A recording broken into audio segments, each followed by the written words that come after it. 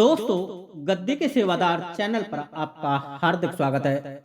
आज हम बात करते हैं एक ऐसे विषय पर जो कि मेरे बहुत से भाई बहनों की आंखें खोल देगा। और विषय है कि यदि तुम भगत तांत्रिक बनना चाहते हो या तंत्र क्षेत्र अपनाकर गद्दी दरबार लगाने की सोच रहे हो, किसी को गुरु बनाकर यदि तुम किसी देवी देवता की सवारी प्राप्त कर जन कल्याण करना चाहते हो, दौलत व शोहरत कमाना चाहते हो और इसी कारण आप इस तंत्र के क्षेत्र में बिना जाने अनजाने में कूद रहे हो, तो क्या आपने एक पल के लिए भी यह सोचा है कि आप मरने के बाद क्या बनोगे? क्या आपने एक क्षण मात्र के लिए भी यह सोचा है कि जिन प्रेतों की सहायता से आज आप दूसरों का कल्याण कर रहे हो, मरने के बाद तुम्हारा कल्याण होगा भी या नहीं भी? आप जो वर्तमान को सुनहरे सपने की भांति देख रहे हो कि मैं गद्दी दरबार लगाकर के बहुत बड़ा भगत तांत्रिक बन जाऊंगा, मेरा नाम होगा, मुझ पर अपार धन दौलत होगी, चारों तरफ मेरी जय जयकार होगी। लेकिन क्या आपने कभी अपने भविष्य का अंकन किया है कि जब तुम ये शरीर छोड़ दोगे तो तुम्हारी आत्मा को क्या कुछ झेलना होगा? तुम्हारी आत्मा की क्या गति होगी? उसकी गति होगी भी या नहीं भी? तुम्हें कितने समय तक इन भूत प्रेत जैसी निम्न कोट की योनियों में भटकना पड़ेगा? जो तुमने आज दूसरों के उपचार के निमित्त तमाम निरीह प्राणियों को भेंट बलि के नाम पर काट दिया, या भगत तांत्रिक बनकर जब तुम दूसरों के इलाज के नाम पर इन बेचारे निष्पाप प्राणियों को बलि के नाम पर काटोगे, तो क्या वह भगवान कहलाने वाली परमसत्ता आपको दंड नहीं देगी? क्योंकि जब कड़कड़ में उनका वास है, तो क्या भेंट बलि चढ़ाए गए इन मुर्गे बकरे व सुगर में उनका वास नहीं है?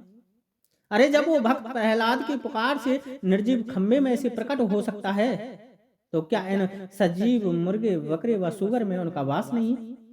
और यदि तुम कहते हो नहीं, तो पृथ्वी को रसातल से लाने में उन्होंने कौन सा रूप धारण किया था? इस बात को सोच करके तो देखना।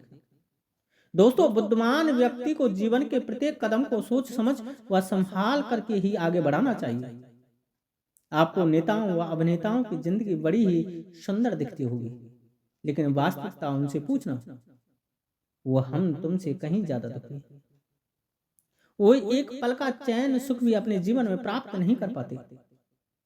वो हमारी तरह स्वच्छंदतापूर्ण जीवन नहीं जी सकते। उन्हें हर वक्त यह लगता है कि कोई उनको व उनके परिवार को क्षति ना पहुंचा दे। एक भय का आवरण हर वक्त उनके दिलो दिमाग में छाया रहता है। दोस्तों, इन लोगों के जीवन में बहुत साइड इफेक्ट होते हैं जिनको तुम गिन भी नहीं सकते।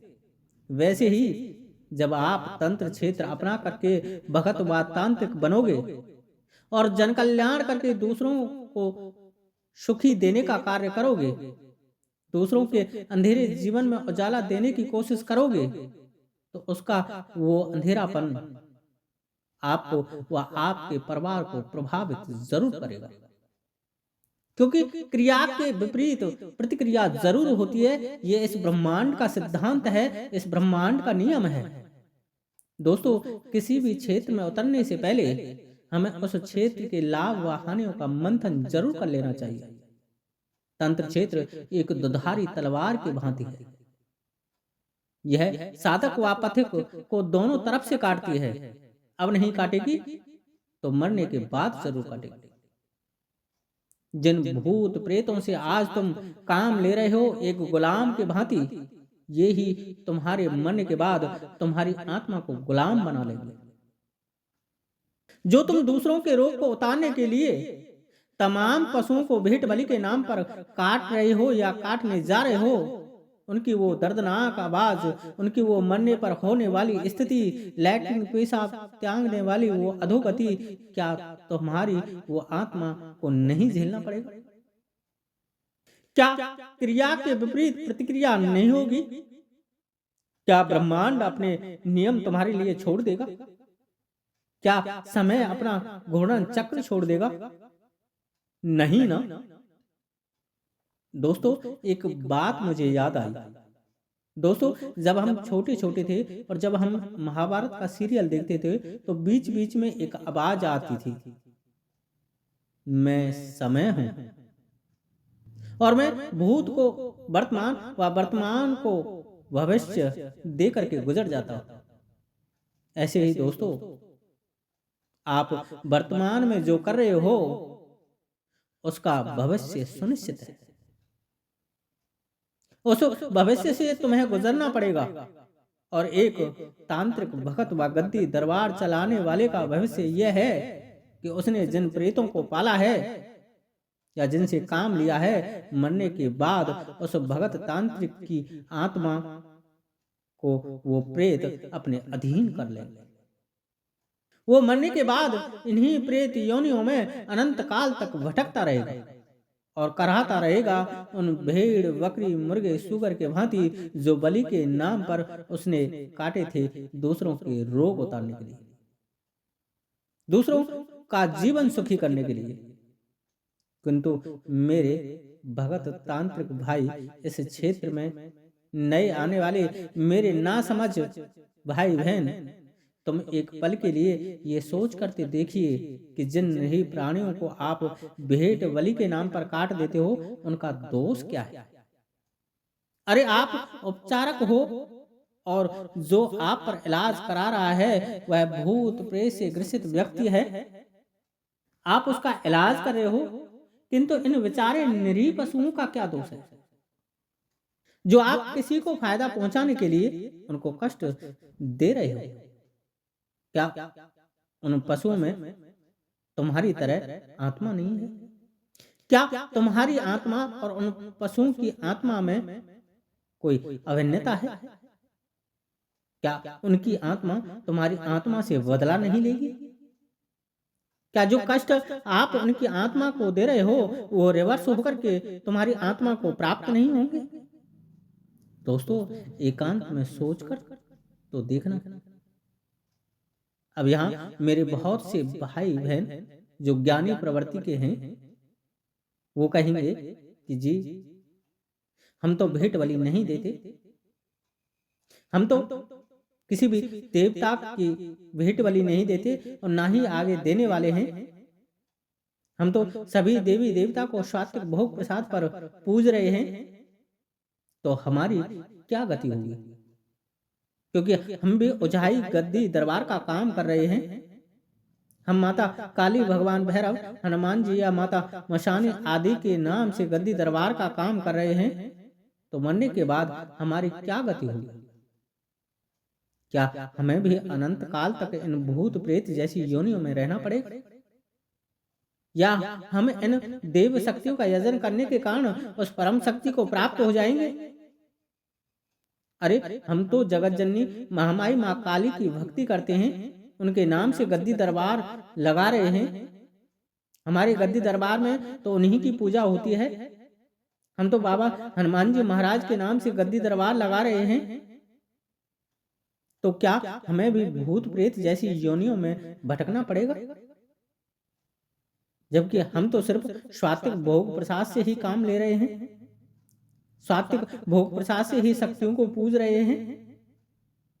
तो हमारी आत्मा की गति क्या होगी? ऐसे बहुत से भाई बहन ये प्रश्न कर रहे हैं और कर सकते हैं। और यदि तुम भी यह सब जानना चाहते हो तो चैनल को सब्सक्राइब कर वीडियो को लाइक जरूर कर देना। क्योंकि दोस्तों, एक बात आप सोच के देखो कि जब आप हनुमान जी, भैरव जी, माता काली, माता शीतला या माता मसानी या जिस भी बड़ी शक्ति को पूज कर आप लोगों के कष्ट उतार रहे हो सात्विक भोग प्रसाद के जरिए से, तो क्या आपने एक पल के लिए भी यह सोचा है कि आपके गद्दी दरबार में काम कौन कर रहा है? आप जो लोगों के कष्टों का निवारण कर रहे हैं, क्या उनके पीछे माता शीतला काम कर रही हैं? क्या उनके पीछे वो हनुमान जी या भैरव जी काम कर रहे हैं? या वो जो मूर्ति आपने लोगों को दिखाने के लिए और चढ़ावा चढ़ाने के लिए रख रखी है, क्या उसकी शक्ति काम कर रही है? तो दोस्तों, आप एकदम गलत हो और ये आपको भी पता है। क्या उसकी शक्ति काम नहीं कर रही है? अरे क्या उस जगत जननी को तुम आदेश दे सकते हो जो इस पूरे ब्रह्मांड को अपने में अधीन किए हुए है? क्या तुम जैसे तुच्छ प्राणी की वह बात मानेगी? क्या तुम जैसे लालची व्यक्ति का वह आदेश मानेगी कि हाँ बेटा मैं ये काम कर रही हूं? उस ब्रह्मांड को गतिज ऊर्जा देने वाली वो महामाई क्या तेरे दरबार में आकर के एक नौकर के भांति, एक गुलाम के भांति तेरा कार्य करेगी? अरे मूढ़, तेरे उस दरबार में कोई प्रेत ही पूजा ले रहा है, कोई प्रेत ही तेरे कहने से वो कार्य कर रहा है। वो उस महामाई के मंत्र जाप के अधीन होकर के उस अंकुश मंत्र की वजह से तेरा कार्य कर रहा है। उस महामाई की कल्पना करना भी गलत है। किंतु यदि फिर भी तुम मुझसे यह जानना चाहते हो कि स्वात्विक भोग प्रसाद देकर शक्ति से या सवारी से जन कल्याण करने वाले भगत तांत्रिक की मरने के बाद क्या गति होगी, वह मरने के बाद क्या बनेगा, क्या भिन्न भिन्न शक्तियों को पूजने वाला किन किन रूपों व योनियों को भोगेगा, तो आप इस ग्रामीण तंत्र के रहस्यमय चैनल गद्दी के सेवादार को जरूर सब्सक्राइब कर लेना। क्योंकि दोस्तों मैं तंत्र के उन रहस्यपूर्ण बातों को यहाँ उजागर करता हूँ जो अन्यत्र किसी चैनल पर आपको नहीं मिलेंगे। और दोस्तों कमेंट्स में आप पूछना कि तुम यदि काली के नाम से गद्दी चला रहे हो तो वहां काम कौन कर रहा है? आप कमेंट्स में ये पूछना कि जब हनुमान जी के नाम से तुम गद्दी दरबार लगा रहे हो तो वहां काम कौन कर रहा है? क्योंकि जब भूत प्रेत निकट नहीं आवे, महावीर जब नाम सुनावे, तो फिर हनुमान जी के दरबार में काम कौन कर रहा है? क्योंकि प्रेत तो निकट आएंगे नहीं, और जब आएंगे ही नहीं तो रोगी दरबार में आते ही उसके शरीर पर हनुमान जी के होते हुए भी कौन खेल जाता है? दोस्तों जब ये प्रश्न आप मुझसे करोगे और जब मैं वो रहस्य खोलूंगा तो आपकी आंखें फटी की फटी रह जाएगी। आज के लिए इतना ही। वीडियो अच्छी लगी हो तो लाइक करें, शेयर करें, व किसी भी प्रश्न के लिए आप कमेंट्स जरूर करें। आप कमेंट्स करेंगे तभी मैं आपकी बातों को वीडियोज के माध्यम से रखूंगा, जिससे आपका भी मार्गदर्शन होगा और दूसरों का भी। आज के लिए इतना ही। जय श्री राधे, जय श्री कृष्णा, जय माता की, जय गद्दी के सेवादार की।